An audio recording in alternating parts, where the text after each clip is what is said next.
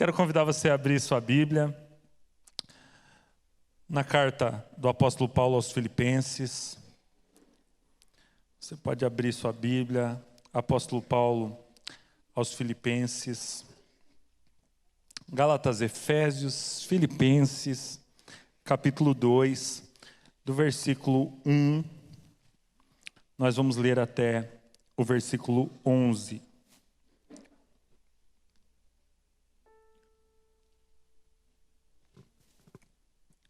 Convido você a ficar em pé para a leitura desse texto. Você pode abrir na sua Bíblia ou no seu aplicativo. Eu estou fazendo uma oração para que... É uma oração bem light, que se alguém abrir o Instagram, o WhatsApp, Facebook durante a pregação, que o celular trave, pare de funcionar e nunca mais funcione. Então eu espero que você goste do seu celular e o proteja.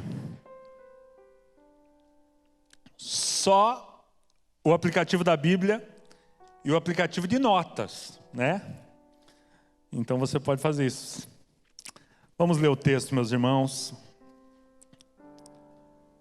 E diz assim: se por estarmos em Cristo nós temos alguma motivação, alguma exortação de amor, alguma comunhão no Espírito, alguma profunda afeição e compaixão, completem a minha alegria, tendo o mesmo modo de pensar, o mesmo amor, um só Espírito e uma só atitude.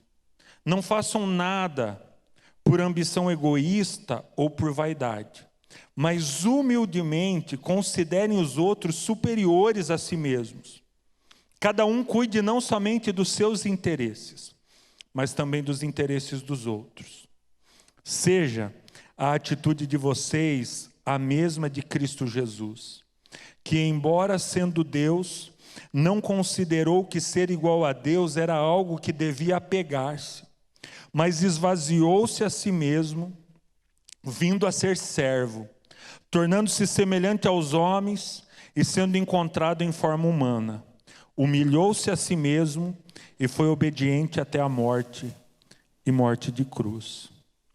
Por isso Deus o exaltou à mais alta posição e lhe deu o nome que está acima de todo nome, para que ao nome de Jesus se dobre todo joelho, nos céus, na terra e debaixo da terra, e toda língua confesse que Jesus Cristo é o Senhor, para a glória de Deus Pai. Amém? Feche os teus olhos. Senhor Jesus, nós nos achegamos à sua presença. Cremos, Deus, que nessa noite o Senhor quer falar ao nosso coração. Então, ó Deus, eu peço que essa palavra seja liberada como uma palavra do céu, revelada aos corações, através da sua palavra escrita, Deus, a Bíblia. Que o Senhor faça com que a unção do Espírito Santo repouse sobre as nossas vidas e faça com que o sentido dessa ministração, ó Deus, ele aconteça através de transformações, ó Deus, de vidas, mentes, corações, de histórias. Nós oramos para que pessoas que estão aqui possam recomeçar as suas histórias. Nós oramos para que pessoas que estão aqui, algumas talvez pela primeira vez, outras que há tanto tempo não estavam conosco, nós oramos para que hoje seja uma noite de renovação, que seja o começo de um novo ciclo, o começo de uma nova fase, uma fase de estar junto do braseiro, como disse o Robson aqui, uma fase de estar queimando com os irmãos, e de estar na casa de Deus. Que cada pessoa aqui receba, a Deus, o acolhimento da sua casa, da sua igreja e da sua presença, amado Espírito Santo. Nós oramos em nome de Jesus. Amém. Amém. Você pode se sentar.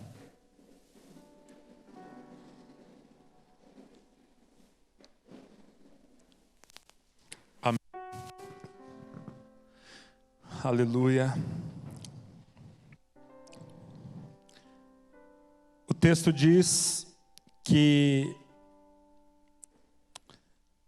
Jesus desceu, se fez como homem, se esvaziou, e o final do texto, tudo que o texto está falando de todo o projeto da cruz, de todo o projeto da salvação, o texto diz, para que ao nome de Jesus se dobre todo o joelho, no céu e na terra e debaixo da terra, e aí o final diz assim, e toda língua confesse que Jesus Cristo é o Senhor.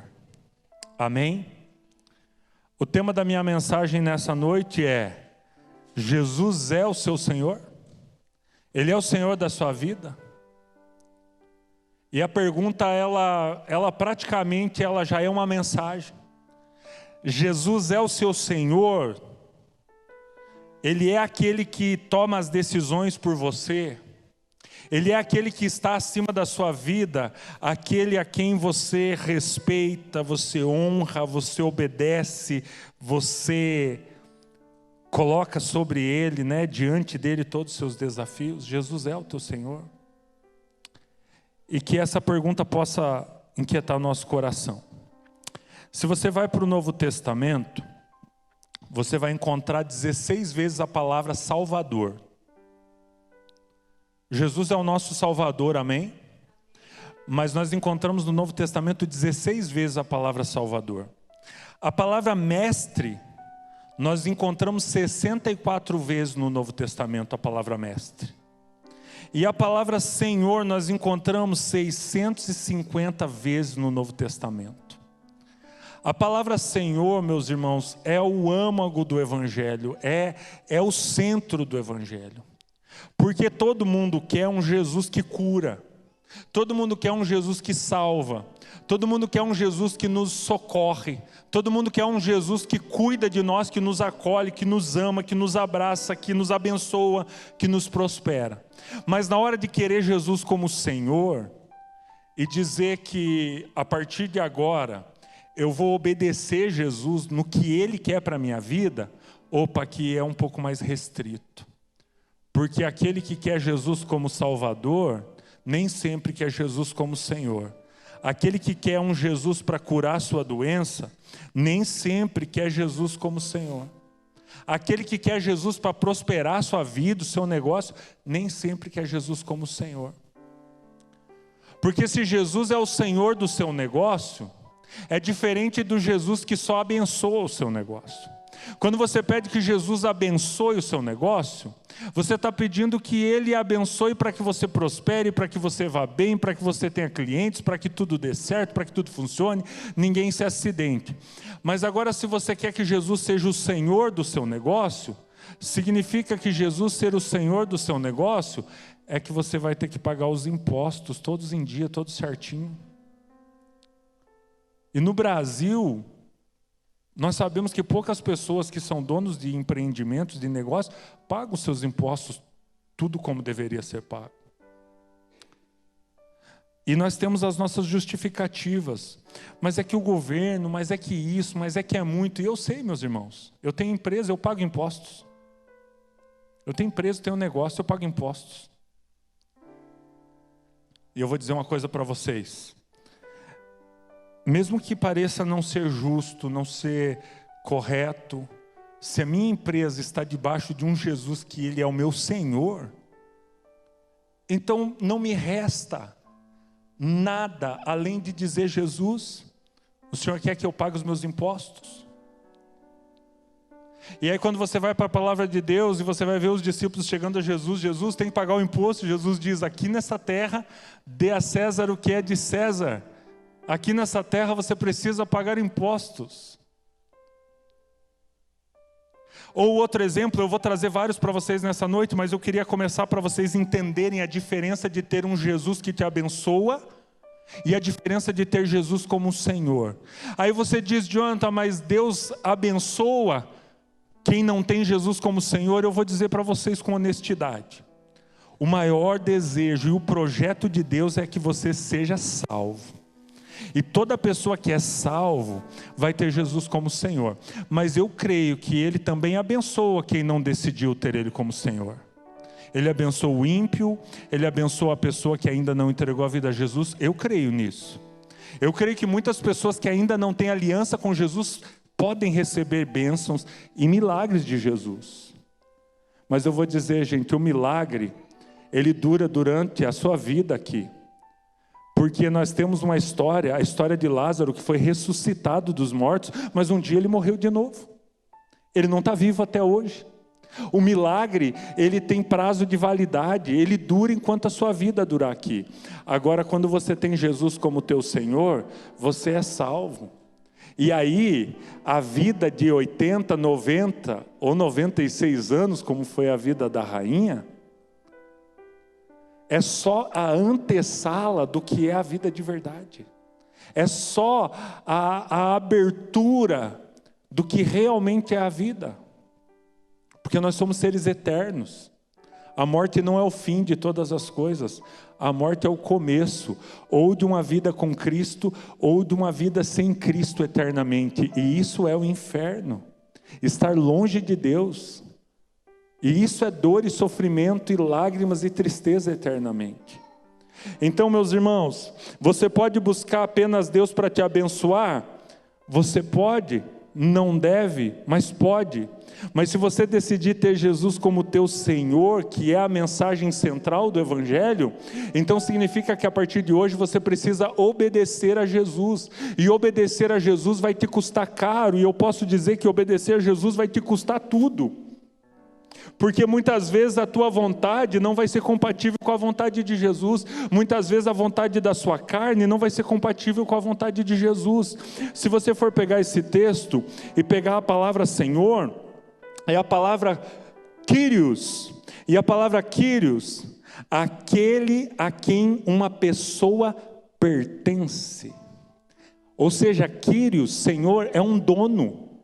Você dizer que você crê em Jesus como seu Senhor é você dizer, a partir de hoje, eu não pertenço a mim mesmo, eu não sou mais dono do meu nariz, a partir de hoje eu pertenço a Cristo. Então o que eu vou fazer com o meu corpo diz respeito ao que Cristo quer que eu faça com o meu corpo. O que eu vou fazer com a minha vida diz respeito a Cristo, e eu vou obedecer a Cristo e dizer, Jesus, aonde o Senhor quer que eu vá? E talvez Jesus não vá nos enviar para o lugar que nós queremos ir. Porque às vezes está queimando um chamado missionário e você está sentindo, Senhor, me envia a Orlando, me envia a Nova York para me fazer sua obra. Mas talvez o Senhor quer que você vá à casa daquele seu parente que há muito tempo você não conversa por causa de mágoa. E você diz, Senhor, eu quero ir para Orlando. E o Senhor está dizendo, vá lá na casa daquele seu parente com quem você não conversa por causa de mágoa, vá consertar isso. Talvez o Senhor vai te mandar ao bairro da periferia. Talvez o Senhor vai te mandar a um lugar que não é o lugar onde você vai se sentir confortável. Eu me lembro que eu ainda era jovem pastor, 19, 20 anos, e eu comecei a orar e disse, Deus, eu quero ir até um lugar aqui na nossa cidade. Na época, a nossa cidade tinha uma pequena prisão. Um pequeno lugar onde tinha algumas celas e uma prisão. E eu entrei em contato com a delegacia e eles não permitiam que as pessoas entrassem na prisão. E então eu descobri que as únicas pessoas que tinham autorização para entrar na prisão eram o pessoal da Assembleia de Deus. Então eu vinha orando naquela época, buscando a Deus. Falei, Deus, se o Senhor está me chamando para entrar na prisão, então eu vou entrar em contato com as irmãs da Assembleia de Deus.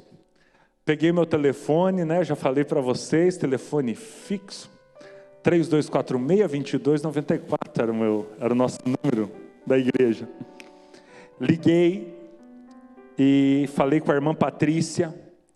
E a irmã Patrícia me atendeu, né, pelo telefone, e eu falei para ela assim, irmã, eu sou o pastor Jonathan, sou pastor da Igreja Batista, eu quero ir na prisão com a irmã para poder pregar o Evangelho. E ela começou a chorar, começou a falar língua estranha. Sou assembleiano, gente, o assembleiano é único, né? O assembleiano eles são únicos, eles são singulares. E eu também ali, orando, conversando, e ela falou assim: irmão David, porque ela cismou de me chamar de David, ela nunca me chamou de Jonathan, toda a minha vida, eu nunca entendi o porquê, talvez seja algum mistério. E ela falou assim: irmão David, hoje de manhã, porque o assembleiano, o pentecostal, quando vai falar, tem uma ênfase maior, é um negócio mais forte, né? Igual o Robson aqui, estava muito pentecostal o Robson, né? E aí ela falou: hoje de manhã eu estava de joelho clamando ao Senhor. Aquilo que o Batista ia dizer, eu estava orando, para o assembleiano tem uma configuração um pouco mais elaborada. Eu estava de joelhos clamando ao Senhor para que Deus enviasse homens para entrar na prisão. Porque nós somos em 2 ou 3 mulheres, e nós entramos na prisão entre mulheres, no meio de todos aqueles homens, para pregar o Evangelho. E ela disse: eu sentia a necessidade de ter um homem, enquanto eu estava na minha casa orando e dizendo: Deus, aonde o Senhor quer que eu vá? E o Senhor estava colocando no meu coração: vai na prisão. Eu entrei em contato com ela, e nós marcamos, e vai lá o Jonathan, ou seja, o irmão David, e nós fomos para a prisão, né, entrar lá. A Daiane fazia 2, 3 cucas. Eu lembro de um dia ser criticado na entrada da prisão, porque eu estava com as bacias cheias de bolo, de chocolate. A irmã Patrícia com um violão, saia comprida, bota, com um folhetinho dizendo: aceite Jesus, para todo mundo que ela encontrava, aceite Jesus. E aí nós estávamos ali aguardando, eu me lembro de um homem olhar para nós e dizer assim: ah, é bem isso mesmo que os presos precisam, musiquinha e bolinho. E eu com a bacia de bolo na mão. Aí nós entrávamos na prisão, e eu quero dizer uma coisa para vocês, meus irmãos: fedia, era desagradável, os banheiros são todos ali à mostra, na cela, você está aqui, o vaso está aqui, só que não é um vaso, é um monte de vaso, é um monte de banheiro, é um monte de lugar, é um monte de gente, todo mundo pendurado, cobrindo eles estavam cobrindo, quando a gente entrava, algumas fotos pornográficas nas paredes, eles cobriam com blusa, com coisa para ter o culto. A irmã Patrícia começava a tocar o violão, e nós começávamos a orar, e aí eu trazia uma palavra, elas cantavam um hino, e nós íamos orando por aqueles presos, entregando bolo para eles comerem. E eu vou dizer para vocês, meus irmãos, quando começava o louvor, todos os presos vinham para frente da grade, assim, porque nós ficávamos só no corredor. Eles cantavam, eles choravam, eles oravam, eles pediam oração pelos seus filhos, eles pediam oração pelas suas audiências. E eu vou dizer, meus irmãos, com certeza aquele pessoal que estava lá não eram inocentes, talvez um ou outro, mas nós sabemos que a maioria estavam lá por causa de algum erro que cometeu na vida, por algum pecado, por algum crime que cometeram. Então eu não estou aqui para trazer uma palavra suave, né, no sentido de dizer coitadinhos. Não, não é isso. Eram homens que cometeram seus erros. Mas nós estávamos lá pregando o Evangelho para eles. E eu me lembro da graça de Deus vir naquele corredor. E talvez você me pergunte: Jonathan, por que a presença de Deus se manifestava tão abundante lá? Eu vou dizer para vocês: eu não sei. Eu já participei de cultos aqui que isso aqui parecia uma geladeira, que isso aqui parecia Nárnia. E eu me lembro de entrar naquele corredor e sentir que Deus estava ali, que a presença dele estava ali, que o poder dele estava ali. Você me pergunta por quê? Eu digo: eu não sei. Mas o que eu sei é que Deus tocou no meu coração e me enviou lá para dentro. E que Deus tocou aquelas mulheres e enviou elas lá para dentro. Então eu quero arriscar dizer aqui, que muitas vezes não é que nós não estamos com a unção na nossa vida, é que muitas vezes nós não estamos no lugar onde a unção de Deus já preparada para nós está. Porque eu vou dizer uma coisa para vocês: você pode decidir pegar um barco para outro lugar que não seja Nínive, mas a unção de Deus já está te esperando em Nínive. Deus já está te esperando em um lugar que Ele já te chamou para fazer a obra. Então, quando você está no centro da vontade de Deus, ali Deus está. Quando você está fazendo o que Deus te chamou para fazer, ali Deus está te abençoando e te prosperando. E eu vou dizer que eu não sei porque naquele lugar havia uma graça tão grande, mas eu estava só obedecendo a Deus. Eu não estava num lugar agradável. Eu estava num lugar desagradável. Eu lembro de uma tarde que um momento assim Deus me tocou, e eu lembrei daquele texto que diz: estive preso e foste me visitar. E aqui eu encontro um respaldo bíblico para aquele envio de Jesus, para aquele envio para mim ir para aquele lugar. E eu falei: Deus, eu estou aqui cheio de preconceito com esses presos, mas se a Bíblia diz que Jesus esteve preso e os servos de Deus são aqueles que vão visitar, eu vou orar por esses presos, como se eu estivesse orando por Jesus. Eu me lembro de chegar na última cela, era assim, o corredor era nesse sentido, de chegar na última cela, me ajoelhar, passar as mãos pela grade, colocar na cabeça de um menino, de um jovem, e ele começou a chorar, e eu agarrei a cabeça dele assim como um pai ora por um filho. E eu pensei, se eu fosse orar por Jesus, se eu fosse abraçar Jesus, como seria? E naquela tarde nós ficamos ali ajoelhados, chorando, abraçados pela cela. E eu vou dizer para vocês, meus irmãos, eu senti muita graça de Deus. Aí um dia, nós estávamos cantando, a irmã Patrícia me olhou atravessado, porque esse pessoal pentecostal, quando eles te olham meio atravessado, se esperta, porque alguma palavra, alguma coisa, eles estão vendo alguma coisa de Deus. E ela me olhou atravessado, tocando violão, e ela disse assim: Pastor David, eu estou vendo um avião, e você vai cruzar o oceano para pregar a palavra de Deus, você vai atravessar o oceano, eu estou vendo você viajando. Meus irmãos, isso faz uns 15 anos. Nós estamos com a passagem comprada. Se Deus nos der graça, né? Daqui uns 20 e poucos dias, nós estamos embarcando para Angola. Vai ser a primeira vez que eu vou atravessar o oceano, mas podem ter certeza, a hora que aquele avião decolar, eu vou me lembrar daquela tarde, dentro daquela prisão, pregando o Evangelho e recebendo uma palavra. E eu creio que o meu coração vai se alegrar muito quando isso acontecer, porque aquilo que Deus promete para você, Ele cumpre, Ele é fiel, Ele realiza, Ele faz. Ele faz. E eu vou cruzar o oceano não para ir à Europa, vou cruzar o oceano para ir a Uambo, na Angola, ver lá lutas, dor, sofrimento. Nós não sabemos, né, Gilson, o que nos espera naquele lugar, mas cremos que nós vamos lá para servir, nós vamos lá para fazer alguma coisa por aqueles irmãos.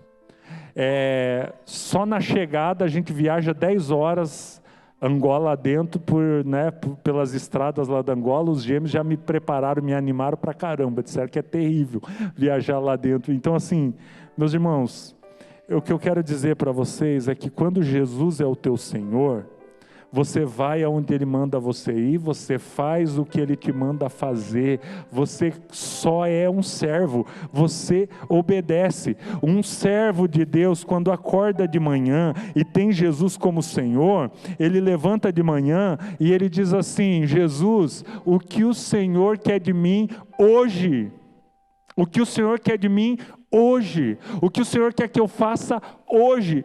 É levantar de manhã, enquanto ainda está levantando da cama, ou no seu devocional, e dizer: Jesus, o Senhor quer que eu ajude alguém hoje, o Senhor quer que eu cuide de alguém hoje, o Senhor quer que eu ore por alguém hoje, o Senhor quer que eu vá a algum lugar hoje.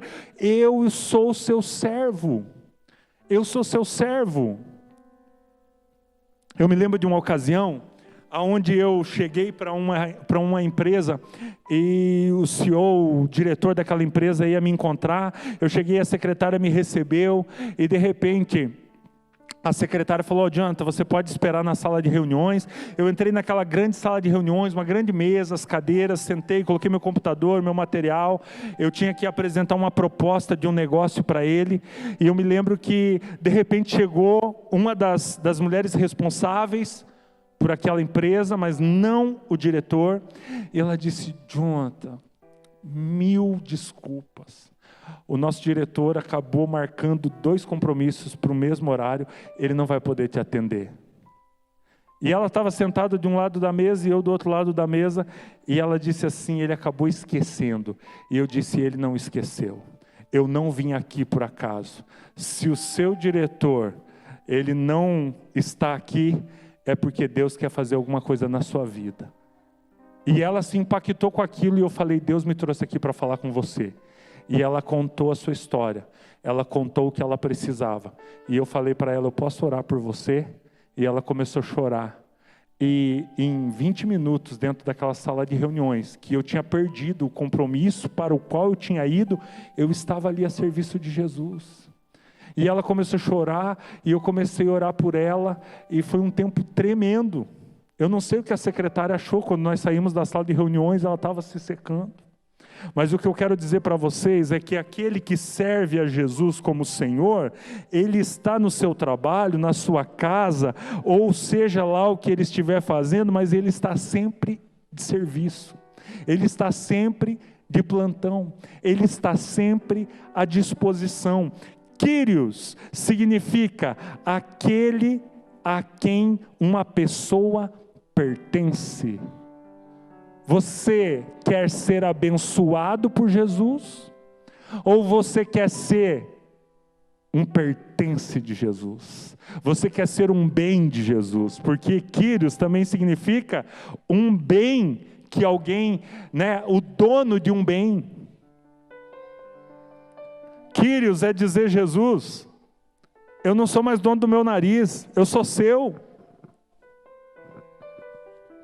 Nós temos tanto orgulho, e no nosso orgulho nós falamos, eu sou dono do meu próprio nariz, eu faço o que eu quero, ninguém manda em mim, ninguém me governa, mas credo, quero ver, nem meu pai me mandava, quero ver quem vai mandar em mim. Se você virou cristão, acabou esse orgulho. Se você virou cristão, agora você levanta de manhã e você diz, meu Senhor, meu Kyrios, meu Senhor, o que o Senhor quer de mim hoje, o que o Senhor quer que eu faça hoje, qual que é a sua vontade para a minha vida hoje, eis-me aqui, eu estou à sua disposição, porque eu não sou mais dono de mim mesmo, eu pertenço a Jesus.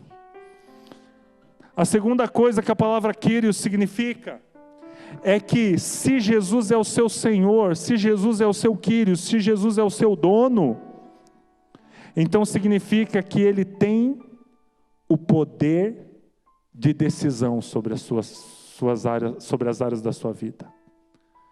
E a minha pergunta é, Jesus tem poder de decisão na sua vida? Jesus tem o poder de decidir para onde você vai, o que você vai fazer, se você vai fechar negócio ou não, se você vai usar os seus recursos para isso ou para aquilo, como você vai criar os seus filhos.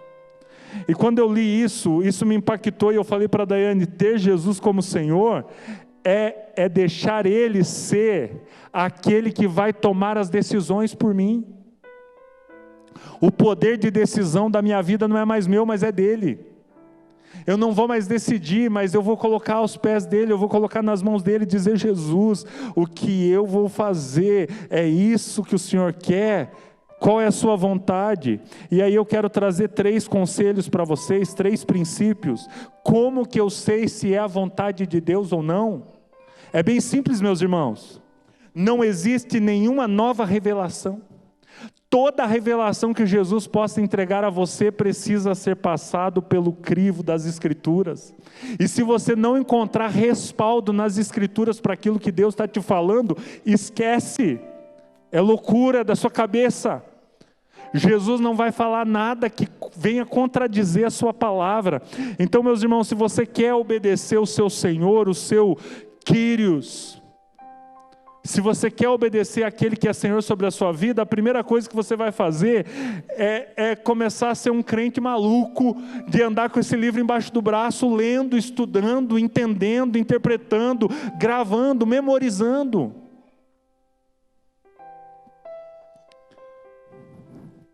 Eu estou para dizer que as crianças estão dando mais oferta do que os adultos em alguns momentos. E estou para dizer que alguns filhos sabem mais versículo decorado do que os seus pais. Porque os nossos filhos decoram os versículos. E você não decora. Mas você já imaginou um advogado que você chega lá levando o seu caso e ele diz, olha, não faço a mínima ideia como resolver o seu problema. E aí vai pegar os livros ou vai pesquisar no Google. Tudo bem. Eu sei que os advogados não sabem tudo decor. Eu sei que eles precisam dos recursos que eles dispõem.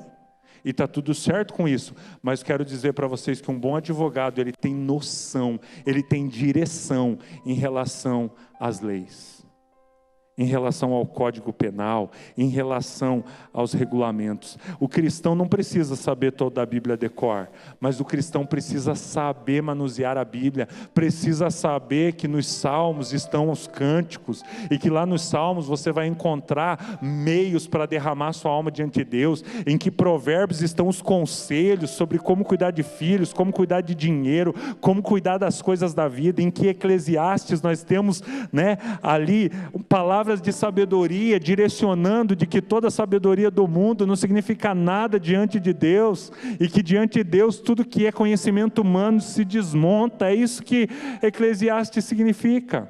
Precisa saber que o Evangelho está lá em Mateus, Marcos, Lucas e João. Precisa saber que as orientações para os crentes estão nas cartas de Paulo, nas cartas dos outros apóstolos, que as coisas que estão por vir estão no Apocalipse, estão no livro de Daniel. Meus irmãos, você não precisa saber tudo de cor, mas você precisa ter paixão pela Bíblia.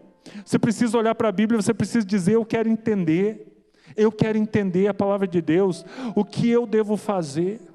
E a Bíblia vai ter orientação para tudo: como tratar a esposa, como tratar o marido, como tratar os filhos, como fazer negócio, com quem fazer sociedade, com quem não fazer sociedade, com quem namorar, com quem não namorar, está tudo na Bíblia. Mas para você ler isso e viver isso, Jesus tem que ser o seu Senhor. Se Ele não for o seu Senhor, não adianta, porque daí você lê, você sabe, mas você vive a sua vida como você quer. Eu quero trazer alguns exemplos para vocês nessa noite.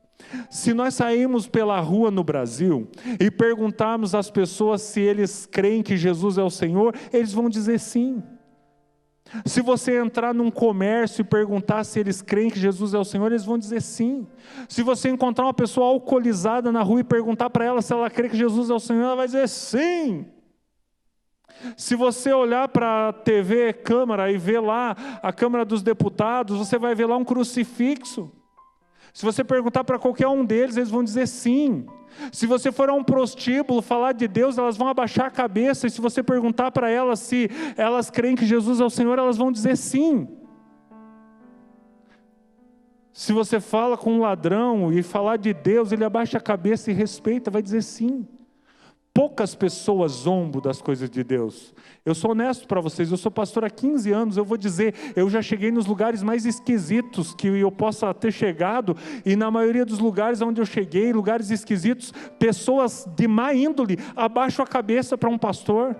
Abaixo a cabeça. A Daiane estava rindo de mim, que eu fui separar uma briga, e quando eu estava no meio, os caras estavam vindo um para cima do outro com um soco, e um era meio forte, meio cara de academia, dando um soco. Eu disse que no meio do desespero eu comecei a gritar assim: eu sou um pastor, rapaz, você me respeita. E o cara parou. Depois ele contou para alguém que ele só não me bateu porque eu sou um pastor. No calor da confusão, dizem o pessoal que ouviu que eu gritava assim: em nome de Jesus! E os caras querendo brigar. Meus irmãos, eu me lembro de atender um bêbado um dia que me chamaram, e o bêbado estava atentado, quebrando tudo, xingando mãe, xingando pai, tudo. Cheguei, ele começou a gritar comigo, eu falei assim: não, eu sou o pastor Jonathan. Ele sentou, tirou o chapéu, colocou no peito. Por que eu estou falando isso para vocês? Porque nossa nação, quase 90% da nossa nação diz que Jesus é o Senhor. E a nossa nação continua sendo corrupta, a nossa nação continua sonegando impostos, a nossa nação se prostitui, os crentes se prostituem.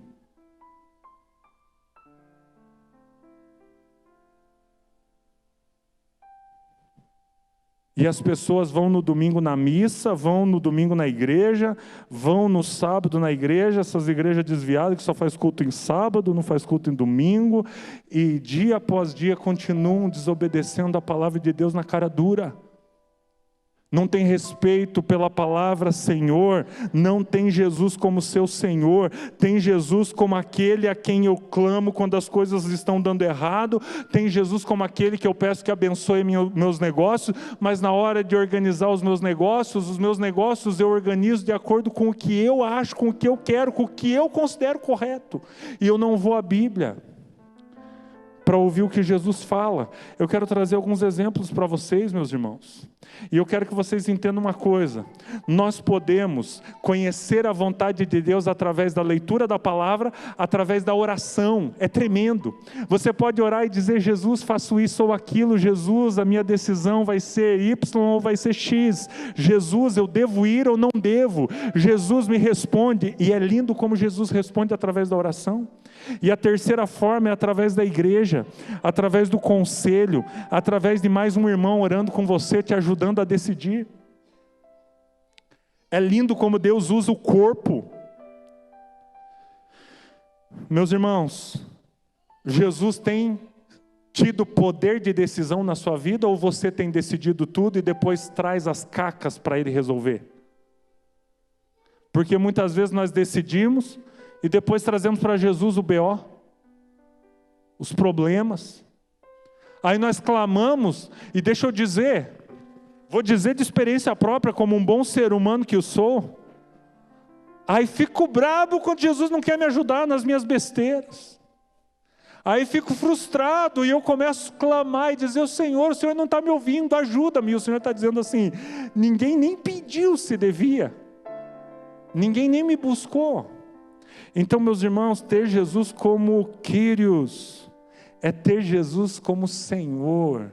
É dizer: eu sou alguém que não sou dono da minha própria vida, eu sou escravo. É feio a palavra, mas é isso que significa servo. Eu sou escravo de Jesus, eu estou a serviço de Jesus, e eu quero ser como José. Eu quero ser um escravo como José, que está pronto para obedecer a Jesus, seja qual for a condição e a situação. Meus irmãos, ter Jesus como Senhor é ser um pertence, é ser um bem de Jesus, é ter Jesus no centro das decisões da minha vida, é ter Jesus com o poder de decisão sobre todas as áreas da minha vida. E última coisa, antes de eu trazer alguns exemplos práticos para vocês. Se eu for assumir Jesus como meu Senhor, eu vou precisar renunciar os outros deuses, os outros senhores, porque não tem como dois senhores mandarem na mesma vida. Então, se nós formos lá para o texto, e o texto está lá em Mateus capítulo 6, versículo 24, diz assim: ninguém pode servir a dois senhores, pois odiará um e amará o outro, ou se dedicará a um e desprezará o outro. Vocês não podem servir a Deus e ao dinheiro, em algumas versões a Mamon. Meus irmãos, então significa que se eu quero Jesus como meu Senhor, eu preciso renunciar os outros senhores. Eu quero ler um texto para vocês entenderem do que eu estou falando. A nação de Israel estava em crise, pleno período dos juízes. No período dos juízes, o povo clamava a Deus quando eles faziam as coisas erradas, e depois Deus vinha, levantava um juiz, abençoava o povo, prosperava o povo, cuidava do povo, salvava o povo. Aí quando o povo estava bem, o que o povo fazia? Se desviava de Deus, se esquecia de Deus. Igual a mim e a você.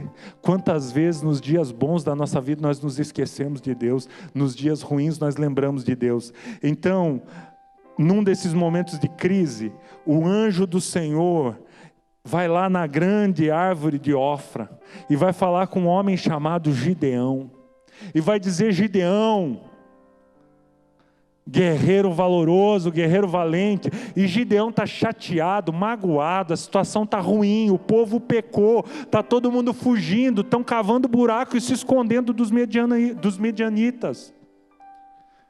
Então Gideão olha para o anjo do Senhor e diz assim: eu não sou esse poderoso guerreiro aí não, olha a minha situação. E aí o anjo do Senhor diz: vai nessa tua força, Gideão. E eu vou ler o que acontece. Então Gideão construiu ali um altar em honra ao Senhor e lhe deu este nome: o Senhor é a paz. Até hoje está em Ofra. Naquela mesma noite o Senhor lhe disse: separe o segundo novilho do rebanho do seu pai, aquele de 7 anos de idade, despedace o altar de Baal, que pertence ao seu pai, e corte os postes ídolos que estão ao lado do altar. Depois faça um altar para o Senhor, para o seu Deus. No topo desta elevação, ofereça o segundo novilho em holocausto, com a madeira do poste sagrado que você irá cortar. Está lá em Juízes capítulo 6. Meus irmãos, eu não sei se vocês entenderam. O povo está desviado, o povo está em pecado, as coisas estão ruins e eles começam a buscar a Deus. Deus vai falar com Gideão para levantar Gideão como um grande juiz, um grande herói, um grande defensor do povo. E quando Deus vai chamar Gideão, a primeira coisa que Deus fala para Gideão é: viu, levante um altar ao Deus verdadeiro, ao Deus que você serve, e derrube o altar de Baal e os postes ídolos. O que está dizendo nesse texto é o que está lá no texto de Mateus capítulo 6, versículo 24. Não tem como Deus dar a vitória para o povo se Baal continua sendo Senhor. Para Deus ser o Senhor, Baal tem que sair. Quem não conhece a história, Baal era um Deus que eles buscavam, um Deus dos pagãos, que eles buscavam para ter prosperidade, o Deus da chuva, o Deus da tempestade, o Deus do trovão. E eles clamavam Baal para ter prosperidade. Os postes sagrados eram deuses de prostituição sexual. Então o que acontece? Deus está dizendo: eu vou ser Deus sobre vocês, mas na tua casa. E é interessante que não é na casa dos outros, é na casa dele. Na sua casa você tem que tirar os outros altares, você tem que tirar os outros deuses, você tem que tirar Baal daí. Então, meus irmãos, o princípio que nós aprendemos nessa noite é: não tem como servir a Deus e servir a outros ídolos. Não tem como servir a Deus e a Baal, não tem como servir a Deus e a Mamon, não tem como servir a Deus e a Diana dos Efésios, como nós vamos encontrar lá um templo em Éfeso. Não tem como. E eu quero contextualizar e dizer: talvez Baal não signifique muita coisa para a nossa geração, mas eu fiz uma pequena lista de deuses e de senhores da nossa geração. E eu quero trazer clareza para vocês, para que vocês entendam que muitas vezes você está dizendo da boca para fora, como o bêbado que diz que Jesus é o Senhor, como o político ladrão que diz que Jesus é o Senhor, como a prostituta que diz que Jesus é o Senhor, como o comerciante desonesto que diz que Jesus é o Senhor. E talvez nós estamos olhando para eles e julgando eles, mas nós somos mais um no grupo de hipócritas, dizendo Jesus é o Senhor, mas negando Jesus, dizendo Jesus é o Senhor, Jesus ajuda-me, Jesus salva-me, Jesus é o Senhor da minha vida, mas Baal vai continuar em pé. E enquanto Baal continuar em pé, Jesus não é o Senhor. Ele pode até te abençoar, mas ele não tem aliança com quem tem Baal em pé. Então nós vamos ter que remover esses ídolos. E eu quero começar com o primeiro grupo de ídolos da nossa geração. É os ídolos sexuais, é o ídolo sexo. Meus irmãos, eu não tenho falado de adultério aqui nessa igreja, porque muitas vezes eu olho para algumas vidas, para algumas pessoas, e eu penso talvez não seja necessário falar, mas o Senhor tem nos impelido a falar sobre adultério. Enquanto você está carregando o pecado de adultério, enquanto você está com isso escondido, enquanto isso está em oculto, desculpa, mas esse altar aí é de Baal. Esse altar aí é de Satanás. Não tem como Jesus ser o Senhor da sua vida. Mas pastor, a carne é fraca, eu não aguentei a tentação. Não tem esse negócio de a carne é fraca. Não aguentou a tentação quer dizer que você está obedecendo ao diabo, você está obedecendo ao seu corpo, você está obedecendo aos seus maus desejos, como diz em Tiago, você está cedendo às tentações. Trair a esposa, trair o marido, guardar isso em segredo, é manter o altar de um Deus como Baal na sua vida, e não tem como Jesus ser o Senhor. Aí você diz, pastor, eu pequei, meu cônjuge não sabe, e agora eu chego em casa hoje e conto.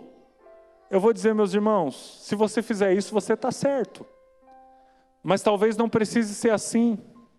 Busque a ajuda do seu pastor, busque a ajuda de um líder de homem ao máximo, busque a ajuda de uma mulher de Deus, busque a ajuda de alguém, entre em oração, prepare um ambiente, prepare um processo, mas não guarde esse peso para o resto da sua vida, porque enquanto você estiver guardando esse pecado com você, Jesus não é o Senhor. Você diz, mas pastor, minha mulher nunca vai aceitar. É melhor perder a mulher, é melhor estar disposto a perder tudo, mas não viver uma vida dupla, carregando um altar em pé. Você não está dando nem a oportunidade a Deus de curar o seu casamento. Sexo no namoro.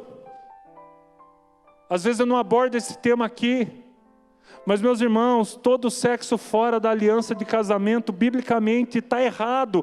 Mas pastor, eu prefiro meu filho dormindo com a namorada aqui na minha casa, do que por aí. Eu não estou nem aí para o que você prefere. A Bíblia diz que nós precisamos nos guardar para o casamento, e isso é ter Jesus como Senhor. É o jovem decidir guardar a sua vida, guardar o seu coração. É o jovem decidir se casar virgem. Vai ser ridicularizado, vai ser zombado, vai ser pressionado, vai ser tentado. Porque o mundo aceita tudo, mas se um jovem chegar na faculdade e dizer que ele vai se guardar para o casamento, ele vai ser pressionado 4, 5 anos. Nós temos uma deputada chamada Ana Campagnolo, e ela é católica, ela não é evangélica, mas ela e o noivo dela, na época, fizeram um voto de castidade, de santidade, de se casarem virgens. Ela é católica, e na faculdade ela foi pressionada, aos 4 anos de faculdade, criticada, pressionada, zombavam dela, ridicularizavam ela, riam dela o tempo todo. Porque gente, pensa no ponto que nós chegamos, a nossa sociedade aceita a ideologia de gênero, as marcas mais famosas da nossa época fazem propaganda da ideologia de gênero. Se você não sabe, ideologia de gênero é o que vai permitir que uma pessoa tenha atração sexual por uma árvore.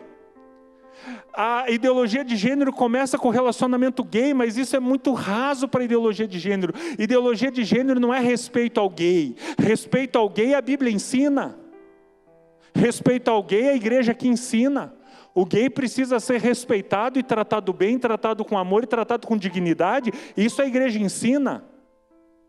A ideologia de gênero não é respeito ao gay. A ideologia de gênero é dizer que se o cara tem 45 anos e tem atração sexual por uma menininha de 5 anos, isso faz parte do corpo dele. Ele nasceu assim, ele não tem controle. Então eles vão trabalhar para que a lei autorize que esse homem possa, com consentimento desgraçado de uma criança de 5 anos, como que uma criança de 5 anos vai poder decidir se ela quer ter uma relação sexual com um homem de 45 anos?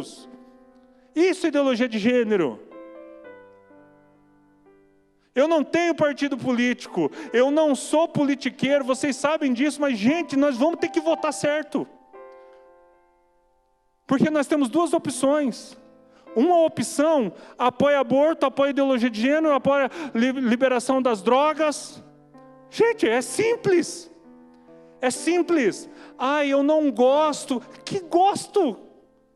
O outro candidato, gente, você não precisa gostar, você só precisa votar para segurar o mal na nação. Vai dizer, eu não vou mais no culto porque o pastor é bolsonarista. Eu não sou bolsonarista, eu só estou dizendo que existe um partido que não pode chegar no poder de novo. Não pode, pronto. E se chegar, eu tenho 35 anos, para mim está tudo bem. Mas o Benjamin tem 7 anos. eu voto no Bolsonaro. Ah, mas ele só fala merda, eu não estou nem aí para o que ele fala. Eu não posso deixar o outro partido entrar no poder, de jeito nenhum. Ah, eu não vou mais vir no culto. Meu amigo, minha amiga, se qualquer coisinha que ofende, se qualquer coisinha você já amolece e você já não vem mais no culto, o que eu posso fazer por você? Não pode ouvir uma opiniãozinha diferente? Se você não aguenta ouvir uma opinião diferente e continuar me amando e me respeitando, o que eu posso fazer por você? Porque nenhum petista vai ser tratado mal aqui nessa igreja. Mas ele vai ouvir aqui que PT e a Bíblia não são sinônimos. O Bolsonaro não é um homem de Deus, salvador da pátria, concordo. Fala bobagem? Fala. É grosso? É.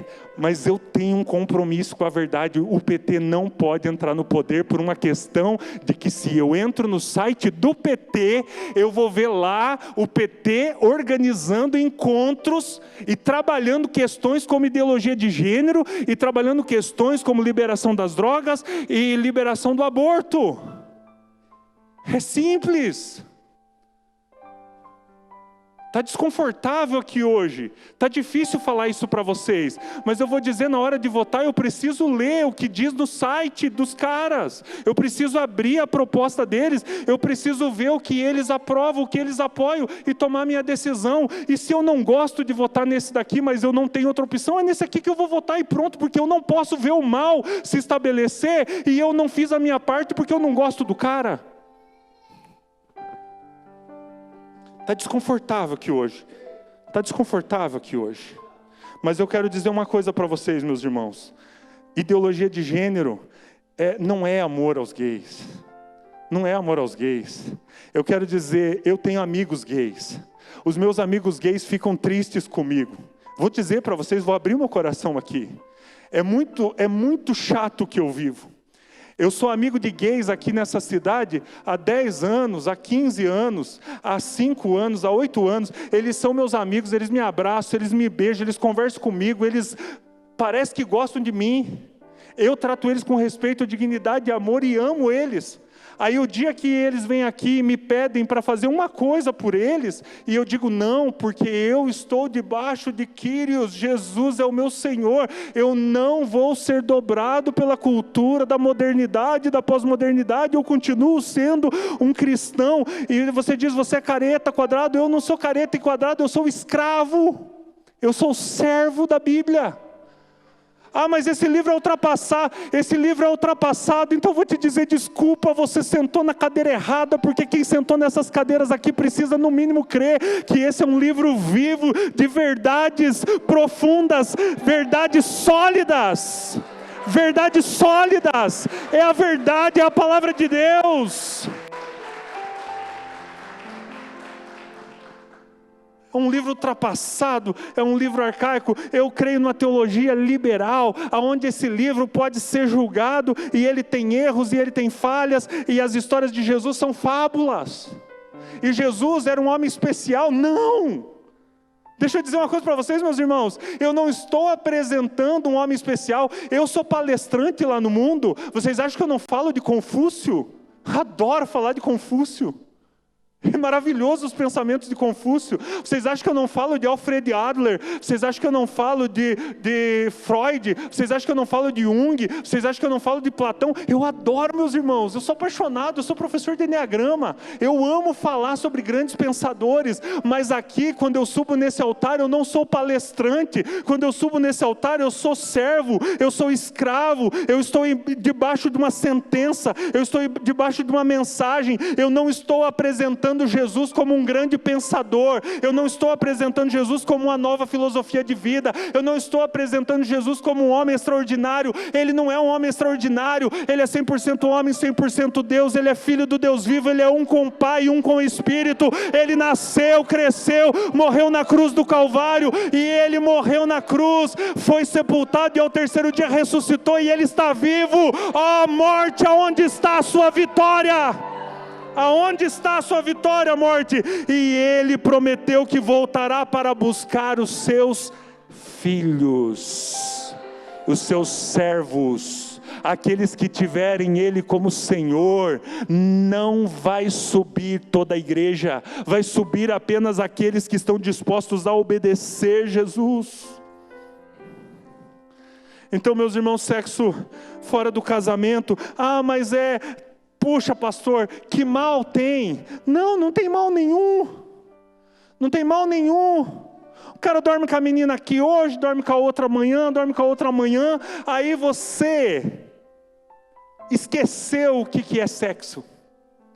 Sexo é a união das carnes, sexo é a união formando de dois um só. Cada relação sexual é um casamento no mundo espiritual. Quando você tem uma relação sexual com uma pessoa, você se liga a ela espiritualmente, a nível de alma. Quando você se desvincula dessa, aquela ligação te persegue, você se une a outra, e se une a outra, e se une a outra, e depois você está arrebentado, depressivo, você não sabe o porquê a tua vida está tomando o rumo que está tomando, mas é porque você está ligado a muitas almas, de pessoas que estão em outro lugar ligadas a você. Gente, se você não consegue entender isso aqui, eu vou dizer para você, então gente, vamos caminhar para começar a comer algo a mais do que leitinho. Porque, gente, sexo é casamento, união. Gente, vocês não sabem disso, claro que vocês sabem. Se tiver uma cerimônia de casamento, o pastor abençoar, assinar o papel, na noite não tiver relações sexuais, não teve casamento. Sexo é casamento. Um menino que dorme com uma hoje, com outra amanhã, com outra depois, um menino que dorme com a sua namorada está violando algo sagrado, que é o casamento. E aí, meus irmãos, aí você diz, tá pastor, mas isso aí é tão nada a ver para você. Eu perdi alunos, eu sou professor, eu perdi jovens dessa igreja para o suicídio. Os pais me ligam, pastor, o meu filho está chorando e tremendo e babando, faz horas, eu não sei o que fazer, eu vou orar quando essas crianças estão endemoniadas. Deixa eu contar uma história para vocês. Uma menina estava endemoniada, manifestando demônios, eu fui chamado para orar por ela. Quando eu coloquei a mão para orar por ela, Deus falou comigo, aborto. Eu olhei para a menina, eu falei para ela assim, eu vou falar uma palavra no seu ouvido, se for sim, você só me confirma com a cabeça. Fui no ouvido dela e falei assim, você fez um aborto? E ela começou a chorar desesperadamente. A menina estava endemoniada, cheia de demônios, vocês estão entendendo? Uma pessoa nessa semana me disse o seguinte, eu não acreditava em demônios, até ver uma manifestação. Meus irmãos, é sério esse negócio. Por que uma adolescente está endemoniado? Por causa de um aborto. Por que aborto? Porque sexo é normal e todo mundo concorda e está tudo certo. Gente, eu estou correndo o risco nessa noite de semana que vem ter 4 ou 5, mas eu não posso correr o risco de subir aqui, massagear o ego de vocês e sair daqui e Jesus dizer, você pode ser qualquer coisa, Jonathan, menos pregador da palavra, porque se eu sou pregador da palavra, Jesus é o meu Kyrios, Ele é o meu Senhor, eu estou aqui a serviço dEle. E se eu estou aqui para dizer que sexo fora do casamento é pecado, eu quero os jovens dessa igreja chorando aqui hoje depois dessa mensagem, porque foi assim que eu fui criado. Eu fui criado numa igreja onde no altar a gente ia chorar os nossos pecados e pedir perdão a Deus. Meus irmãos, pecado de pornografia. Meus irmãos, é simples, você está diante do celular, você está no seu computador, você está com a sua televisão, vai ter uma voz dizendo, isso não é para você, você obedece a essa voz? Não, se você não obedece à voz de Deus, à voz do Espírito, então você não é servo, você é só um simpatizante, e simpatizante não tem aliança. Meus irmãos, se você está ajuntado com a mulher que você está, amontoado, não se casou, não foi diante do juiz, não foi diante do pastor, não assinou os papéis, você está em pecado. Meu Deus, pastor, está ficando estreito, está radical isso aqui. É simples, posso ensinar? Peça em casamento essa mulher, assuma um compromisso com ela, honre a vida dela, respeite ela e cuide dela até o final da sua vida. É simples, caramba!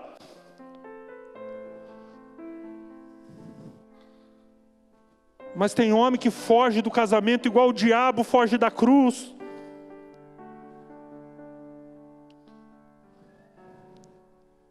pornografia, sexo fora do casamento, conversas picantes com pessoas que não são o seu cônjuge, fotos, nudes, tem que falar? Não precisa. Gente, roupa sensual, trabalhar o corpo na academia, para depois mostrar o corpo. Gente, isso aqui é pecado, e vocês sabem que eu gosto de academia. É pecado mostrar o corpo, é pecado ser sensual, é pecado despertar desejo nos outros, é pecado, caramba!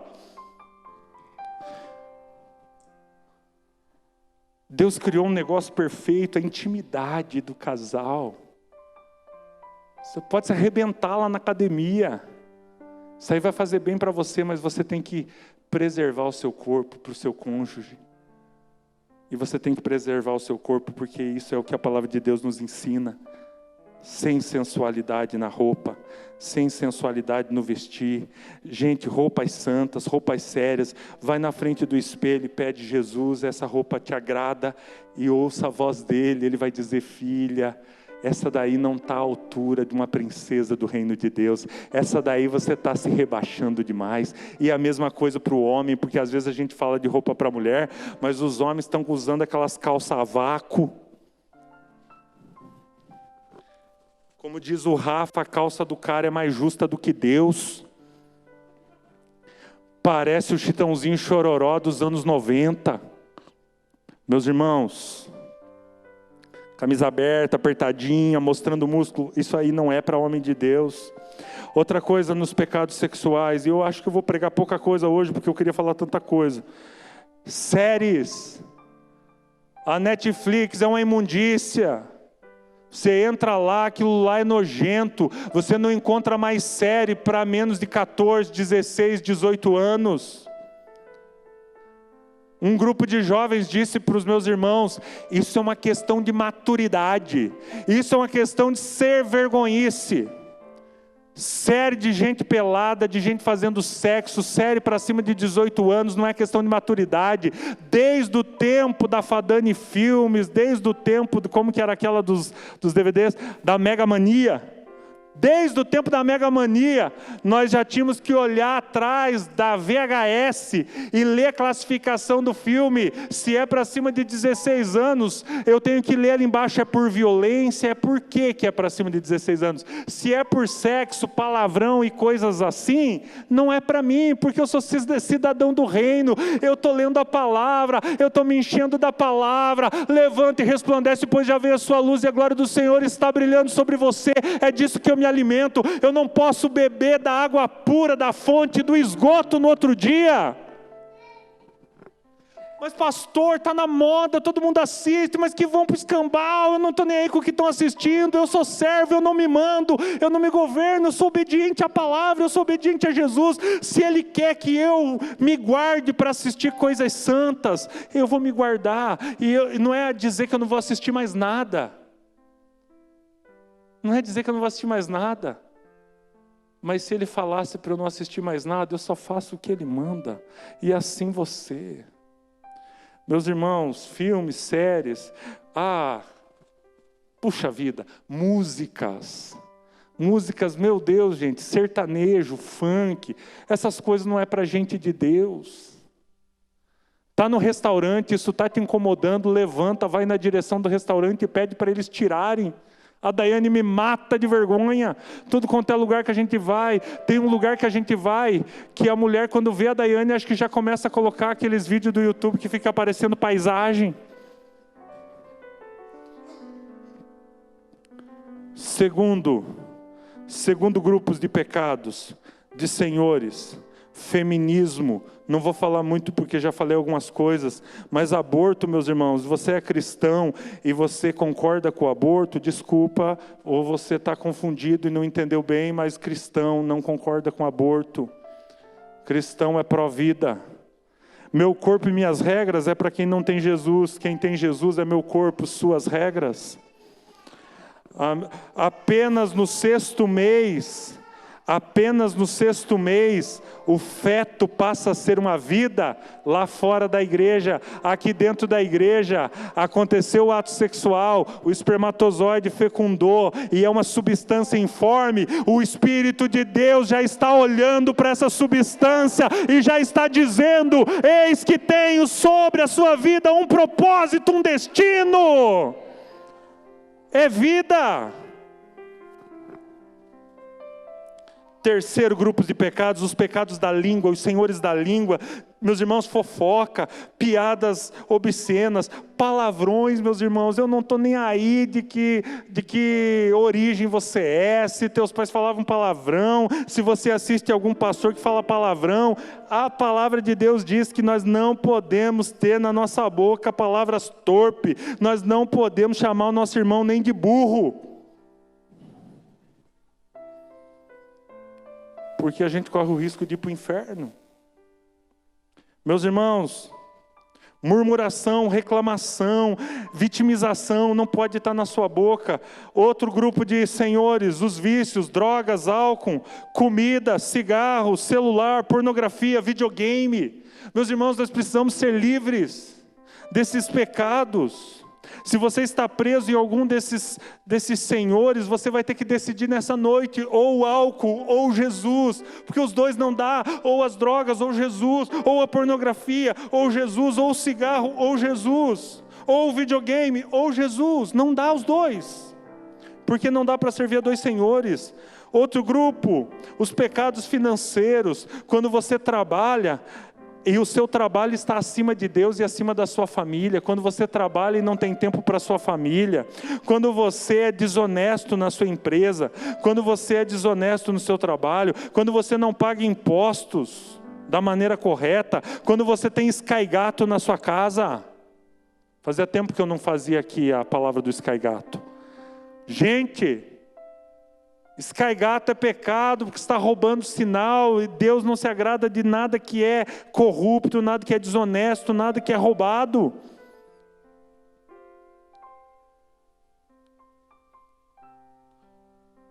Quando você gasta o seu dinheiro só com você, com o seu prazer, só com a sua família, só com a sua casa, não pensa nos outros, nega a generosidade, pecado. E outra coisa, agora eu vou falar um pecado financeiro que é pouco falado, mas pensamento miserável também é pecado financeiro. A pessoa que tudo é dinheiro, que nada dá, que nada pode, que tudo é caro, que tudo é um absurdo. Pecado financeiro. Porque está colocando o dinheiro como Senhor. Ela foca no dinheiro, ela pensa no dinheiro dia e noite. Ela não tem, mas ela pensa nisso dia e noite e reclama disso dia e noite. O dinheiro é o Senhor. Tem que tirar esse espírito de miséria e dizer: se o Senhor quer que eu faça, Ele vai fazer o dinheiro vir. Eu vou achar uma alternativa, eu vou trabalhar mais, eu vou fazer alguma coisa diferente, eu vou descobrir uma forma de ganhar mais grana, mas eu não sou escravo do dinheiro, eu sou livre. Pensamento miserável também é pecado financeiro, porque parece que o rico é um pecador financeiro e o pobre miserável está tudo certo. Se você é miserável, foca tudo no dinheiro que você não tem, também é um idólatra. Outro grupo de pecados, os pecados da religião. Esse negócio é a minha denominação, eu sou batista, eu sou isso, eu sou aquilo. Gente, nós somos escravos de Jesus. Se eu estou nessa senzala ou se eu estou na outra, não importa. O Senhor é o mesmo.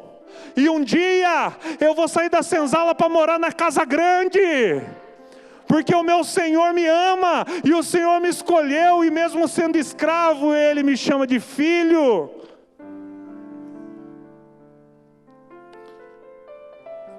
Esse negócio de denominações é um saco. Eu isso, aquilo, que isso? Apego a doutrinas específicas. O cara se foca no dia que ele não trabalha, o cara se foca no que ele coloca na cabeça para orar, o cara se foca na roupa que usa, o cara se foca nisso ou naquilo. Gente, pelo amor de Deus, maturidade, gente. Jesus é o Senhor. Eu preciso de uma teologia saudável, de uma teologia coerente, de uma teologia bíblica, mas eu não posso me apegar a nada a não ser a cruz e Jesus no centro.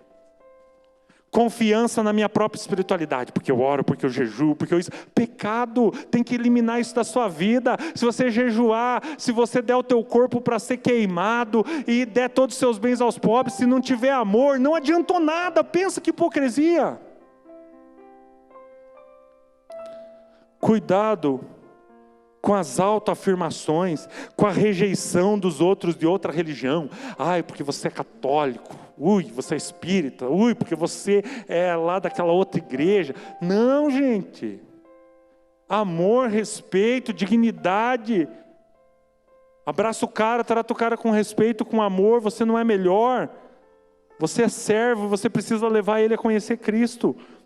Meus irmãos, outro nível de pecados, idolatrias a pessoas, paixão exagerada, aquela menina que está dizendo que vai se matar por causa que o namorado deixou ela, o cara que está dizendo que vai matar, olha a diferença do homem e da mulher, né? A menina vai se matar porque o cara deixou ela, o cara vai matar ela porque ela deixou ele.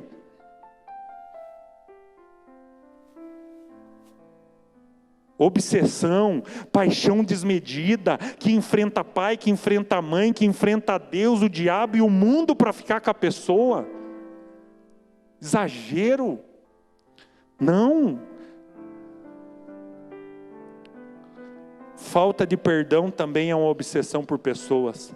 Quando você não perdoa, você está fazendo aquela pessoa que te fez mal tão grandiosa na sua vida, que você não perdoa. Se você diminuir ela e aumentar Jesus, você vai dizer, eu perdoo, ela é pequena, ela é igual eu, ela é humano, ela é pecador. Falta de perdão é um altar a Baal, falta de perdão é um altar a Satanás. Luto interminável. A Bíblia prega um luto saudável. Quanto tempo tem o luto bíblico? 3 meses. Você pode chorar, gritar, você pode rasgar a roupa, você pode ficar sem comer. O luto é bíblico, tem que viver o luto. Mas um luto de 10 anos não é bíblico. Você precisa ir lá, pegar as roupas do seu ente querido, desmontar o quarto dele, doar suas roupas e liberar aquele quarto para uma nova estação na sua vida. Você vai sentir sempre saudade, você vai ter sempre respeito, você vai ter sempre carinho, mas você não pode ter aquela pessoa como a razão da sua vida. Porque nenhum ente querido que morreu deseja isso para a pessoa que ficou. Porque se eu morresse hoje, eu não ia querer que o meu quarto ficasse montado e que minha família ficasse com a vida travada porque eu não estou mais aqui. Eu tenho certeza que se você morresse, você ia querer que os seus entes queridos vivessem, que eles fossem felizes. E eu tenho certeza, não é o caso, mas se nós pudéssemos assistir a vida dos nossos entes queridos aqui na terra, eu tenho certeza que nós íamos querer ver eles vivendo e não mortos conosco. Luto interminável é uma idolatria. Vida pelos filhos. Quer ver uma idolatria sutil no meio da igreja? Meu filho é meu porto seguro, eu vivo para ele, eu trabalho para ele, tudo que eu faço é pelos meus filhos. Então, desculpa. Na hora da salvação, se agarra nos seus filhos, porque não tem nada com Jesus quem vive assim. E eu vou dizer uma coisa, os filhos não querem pais babões vivendo por eles. Os filhos querem pais alegres, bem resolvidos, determinados, dedicados, gente para frente. Porque é pesado demais quando o pai vive para o filho. É pesado para o filho. Eu sou professor, confie em mim. A mulher vive pelo marido. O marido vive pela esposa. Deus o livre. Sabe, é um apego exagerado à idolatria. Não é de Deus, larga isso. Não é assim que funciona. Jesus precisa estar acima. Apego desmedido a pai e mãe. Quer ver? Tem uma cerimônia aqui na igreja que é o batismo. É o dia que você decide que você quer romper com a religião que você tinha até aqui. Você agora passa a ser um cristão batizado nas águas, mergulhado, baptizo, né? Imerso por imersão. Muitas pessoas não se batizam porque estão com medo do que a mãe vai dizer, do que o pai vai dizer. Se você tem menos de 18 anos... respeita a opinião dos pais e não se batize, aguarde completar 18 anos. Dos 18 anos para frente você diz, pai, mãe, eu te respeito, eu te amo, não vou te desonrar, mas tomei uma decisão por Jesus e vou ser batizado. Eu sei que vai doer em você, mas eu preciso fazer o que o meu Senhor está me mandando fazer, porque eu sou um adulto. Amém? Com respeito, educação e amor. Relacionamento gay. A pessoa chega na igreja e descobre que ela não pode ser gay, porque a Bíblia diz que o homem vai se casar com a mulher, e quem já fez, né, quem está cursando aí o comunicação, sexo e dinheiro, aprendeu um princípio poderoso. Quando Deus criou o homem do pó da terra, colocou no homem todas as características de Deus. E fez o homem à imagem e semelhança de Deus. Mas quando fez a mulher, não pegou do pó da terra, porque se Deus copiasse o processo que fez com Adão, iam ser 2 Adões se casando. Deus fez Adão dormir e tirou de Adão características, e tirou uma parte de Adão e criou Eva. Ou seja, meus irmãos, 2 Adãos não dá, 2 Evas não dá, tem que ser Adão e Eva, o homem e a mulher. E você diz, mas pastor, existe o gay, eu respeito o gay, eu caminho, tenho carinho pelos gays. Mas eu vou dizer uma coisa, se você quer viver a Bíblia ou o Evangelho, seja católico ou seja evangélico, não pode.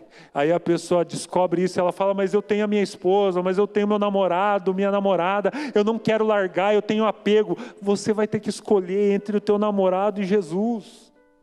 E se você prefere ficar com o namorado, eu não vou te obrigar, eu não vou rir de você, eu não vou falar mal de você, eu não vou te censurar, eu não vou te humilhar, mas eu vou te dizer uma coisa, não tem como ter Baal e Jesus, não tem como ter Mamon e Jesus, não tem como ter Asterotes e Jesus, não tem como ter o sexo fora do casamento e Jesus, não tem como. Estou terminando.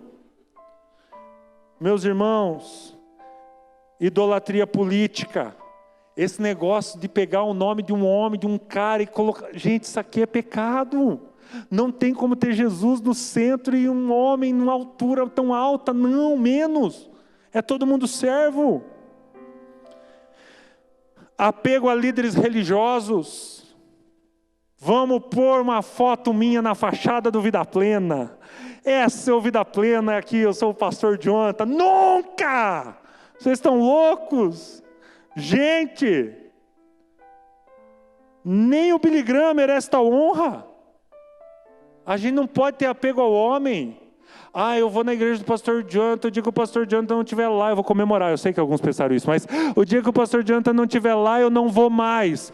Cara, se você está aqui porque gosta da minha pregação, então você não entendeu o evangelho é servo, não tem a ver com quem está pregando, não tem a ver com quem está cantando, não tem a ver se a parede é preta, se é cor de rosa, não tem a ver com o que nós fazemos, tem a ver com Jesus, com a cruz, com Ele no centro, com Ele acima, e nós só obedecemos. Se Ele nos mandar só vir aqui orar, a gente só vai orar, e Deus vai salvar as pessoas.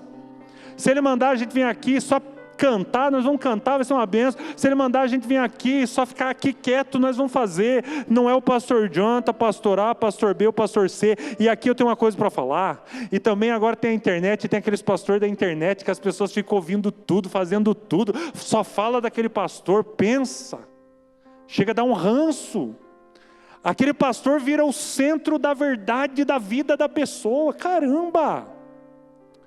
Vamos aprender a ouvir um monte de pastores, gente séria, gente de Deus, e crescer, e não se apegar a homens. E agora vem uma palavra pesada para um grupo de pessoas aqui: apego a time de futebol, exagerado, demasiado. Isso, gente, é pecado. Vocês vão rir de mim, mas eu vou dizer a verdade: apego demasiado a time de futebol é pecado. E aí você diz, tá, pastor, com que moral você fala? Eu não sou idólatra? Acabou o jogo de futebol, meu time perdeu, eu estava lá tomando café, rindo com os meus irmãos, não ofendi ninguém, não briguei com ninguém, fiquei a noite inteira maquinando a piada que eu ia fazer comigo mesmo no outro dia. Eu não sou idólatra. Se o Palmeiras parar de existir, ia ser muito difícil. Se o Palmeiras parar de existir, não torcerei para o Corinthians. Essa é a primeira coisa que eu sei. Meus irmãos, idolatria de banda. Os jovens têm muito isso. Aqui está tendo Rock in Rio, né? Aquela banda, aquele ídolo, aquela pessoa. Eu vou chorar quando eu ver, eu vou jogar uma calcinha. Não! Não! Isso é pecado. Pastor, eu posso gostar? Eu posso ir no show da banda? Pode! Você pode ir no show, Menos do Iron Maiden, que é do demônio, mas nos outros você pode.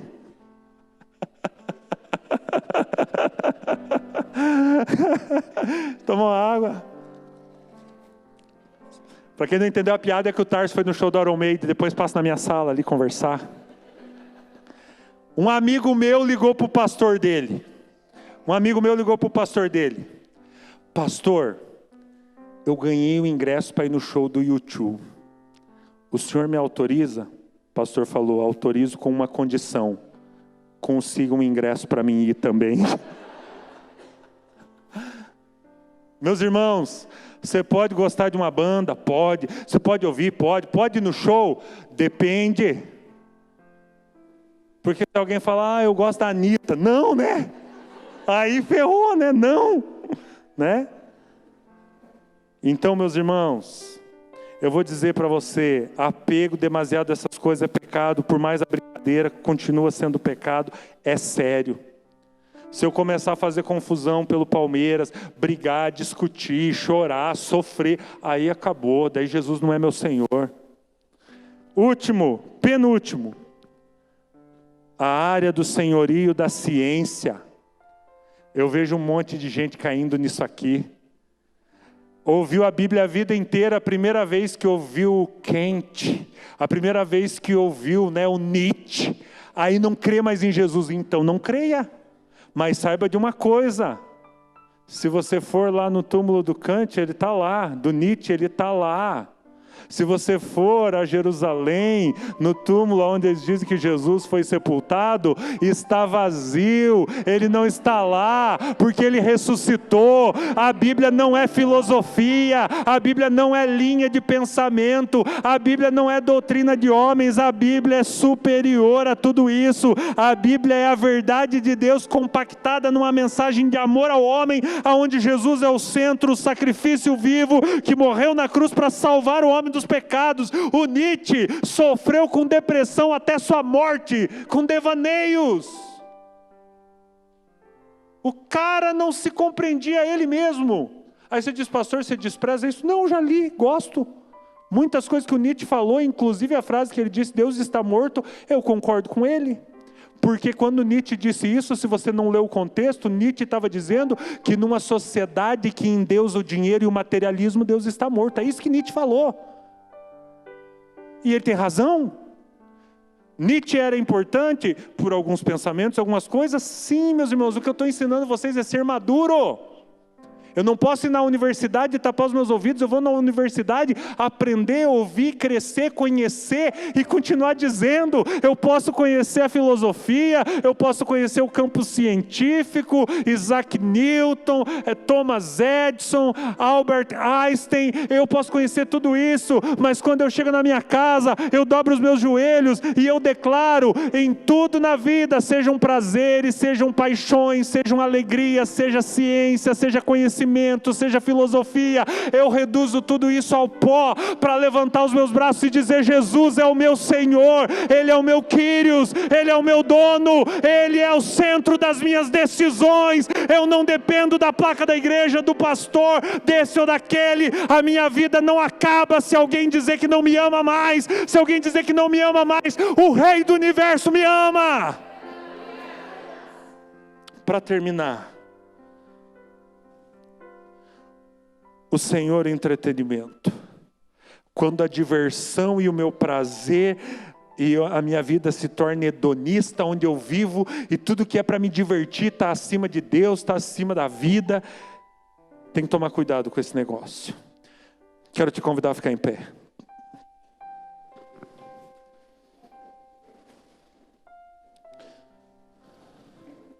Eu quero terminar lendo 2 textos.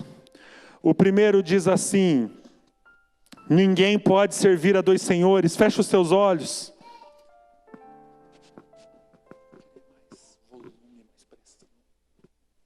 Ninguém pode servir a 2 senhores, pois odiará um e amará outro, ou se dedicará a um, ou se dedicará ao outro. E eu quero ler também outro texto antes de terminar essa mensagem.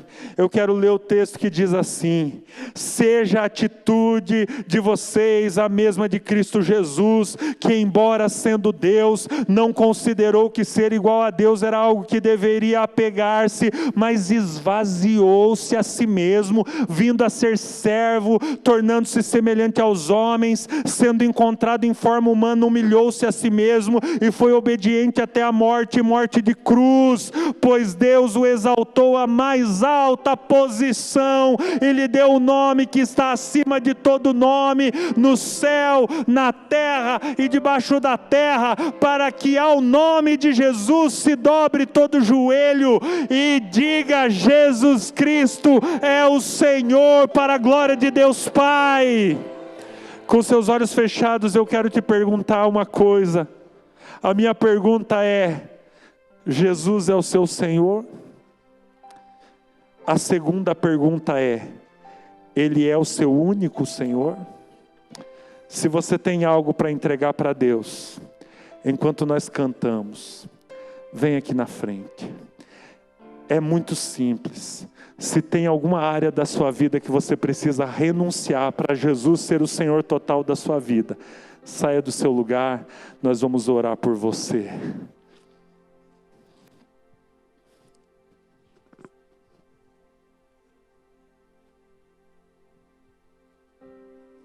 Enquanto nós cantamos, se você ouvindo essa mensagem entendeu que você precisa fazer alguma entrega, vem aqui na frente.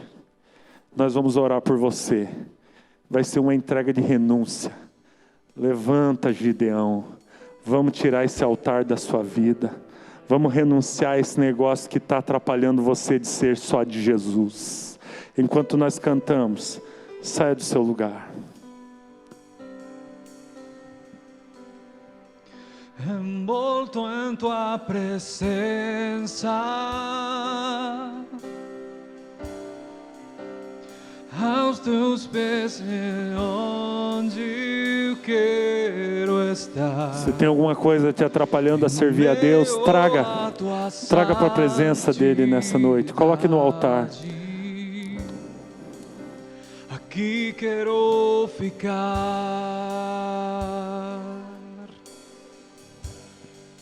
Não vim atrás de bênçãos.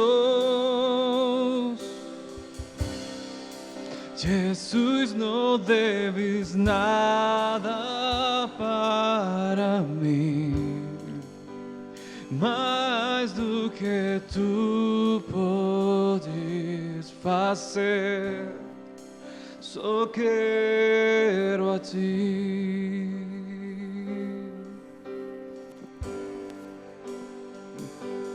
Lamento por viver só para mim mesmo. Lamento por não cantar de coração. Leva-me o meu primeiro amor. Abro meu coração a ti. Só um pouquinho.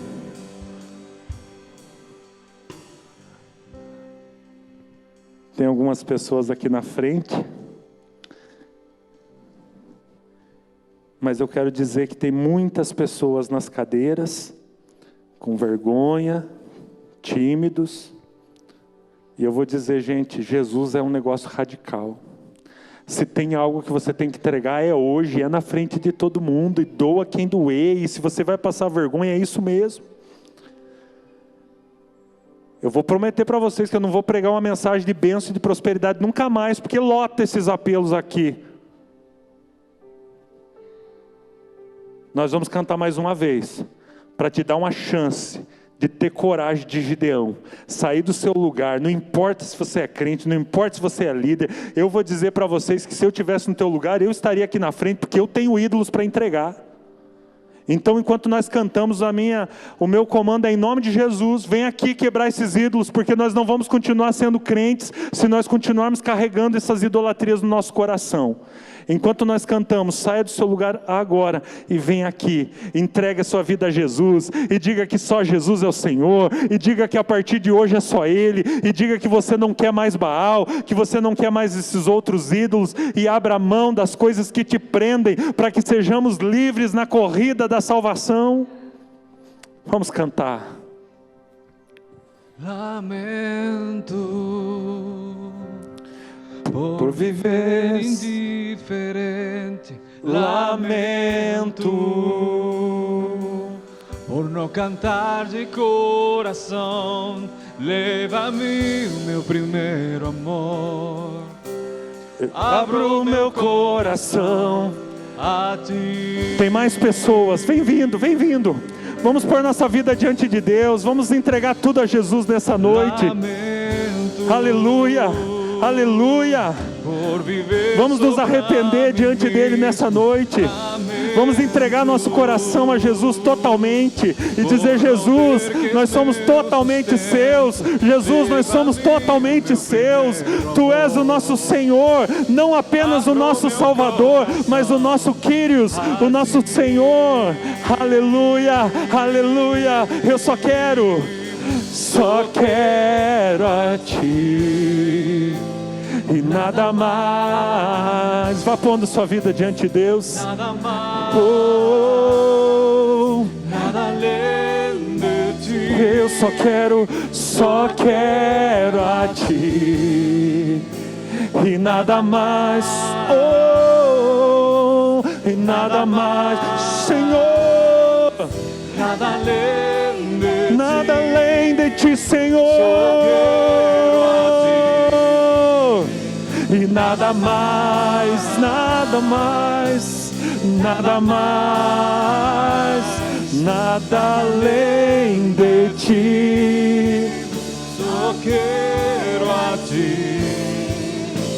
E nada mais, nada mais, Nada mais, nada além de ti.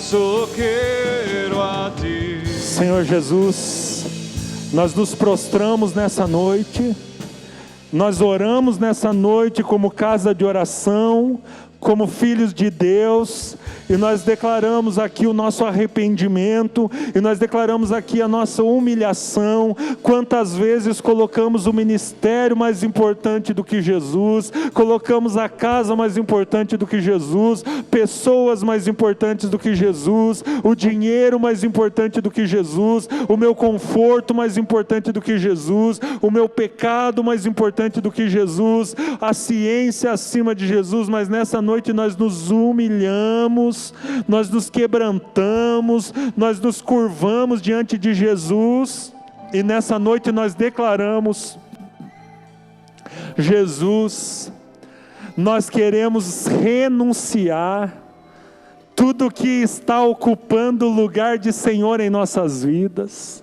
Você pode repetir comigo, toda a igreja repita assim: Senhor Jesus, nessa noite eu renuncio todas as coisas que estão me dominando, me controlando e tomando um lugar no meu coração que só pertence a Jesus. Diga assim: nessa noite eu confesso que eu pertenço a Jesus e que o lugar mais alto do meu coração, o trono do meu coração, é de Jesus. As minhas decisões serão de Jesus. Amém. Pai, eu oro agora para que o Seu Espírito Santo nos conceda a cobertura, para que nós possamos sair daqui com esse coração quebrantado, com esse coração, Deus, derramado na Sua presença, com esse coração, ó Deus, contrito na Sua presença. E nós queremos, ó Deus, voltar para as nossas casas declarando que acima de todas as coisas, Jesus é o nosso Senhor, e nós o amamos mais do que tudo, mais do que os nossos bens, bens, mais do que o nosso trabalho, mais do que a nossa família, mais do que tudo que possuímos, de tudo que vamos possuir. Jesus é o Senhor. Ó Deus, nós nos humilhamos nessa noite. Deus, nós nos colocamos na sua presença e dizemos: Jesus, toma o lugar mais alto da igreja, que essa igreja tenha Jesus como centro, tenha Jesus como o Senhor, se assenta no trono. A ti nós fazemos um trono de louvores. Ó, vem Jesus, se assente nesse trono, toma o teu lugar de rei, toma o teu lugar de Senhor. Ah, Jesus, Rei da glória, Senhor dos senhores, o nosso Senhor. E nós declaramos: a nossa vida pertence a Jesus, nós somos de Jesus. A Jesus toda a honra e toda a glória, porque dele, por ele, para ele todas as coisas. Jesus é o Senhor, Jesus é o meu único Senhor. Você pode aplaudir Jesus? Aleluia, aleluia, aleluia. Você pode dar um abraço na pessoa que está do seu lado. Dê um abraço na pessoa que está do seu lado. Aleluia, glória a Deus. Jesus é o Senhor.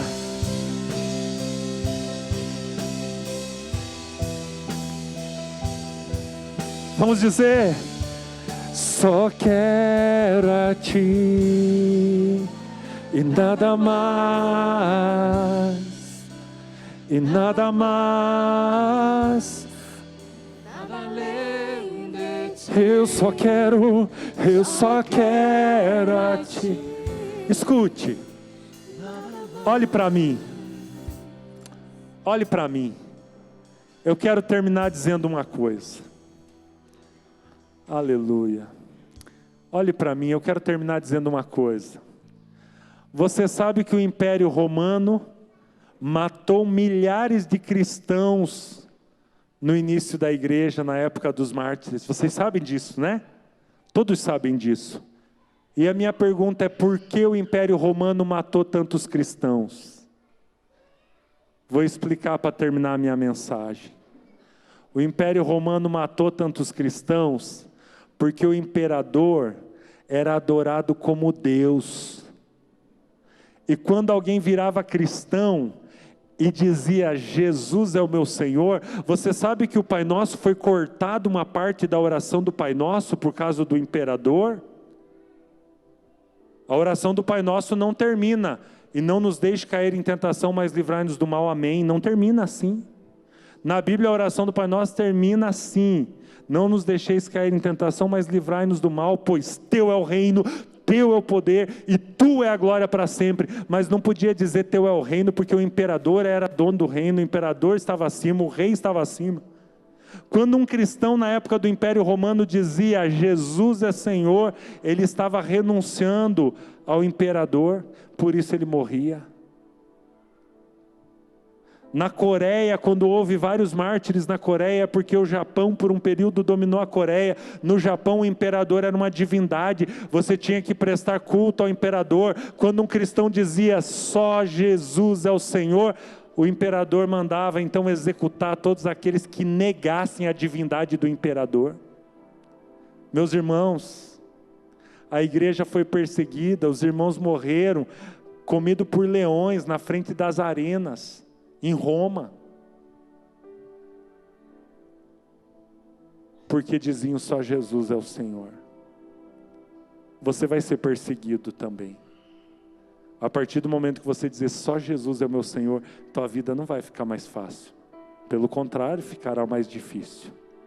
Porque dizer que só Jesus é o Senhor é negar o resto dos outros deuses, é negar o resto do mundo e dizer eu só tenho um Senhor. Tudo na minha vida tem importância: trabalho, família, lazer, ciência, estudos, igreja.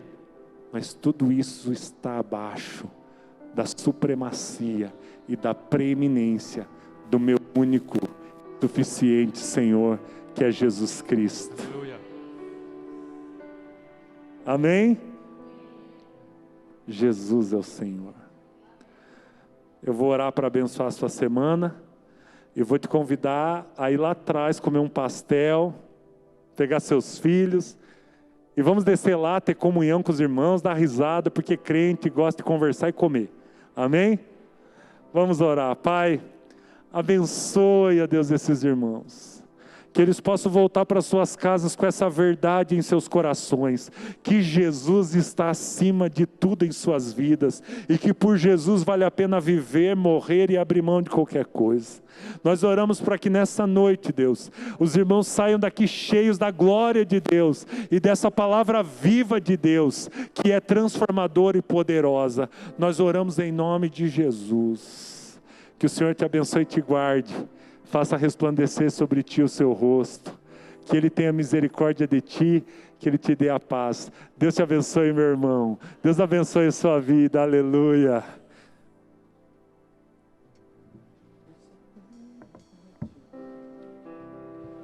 Nada mais, nada mais, nada além de ti.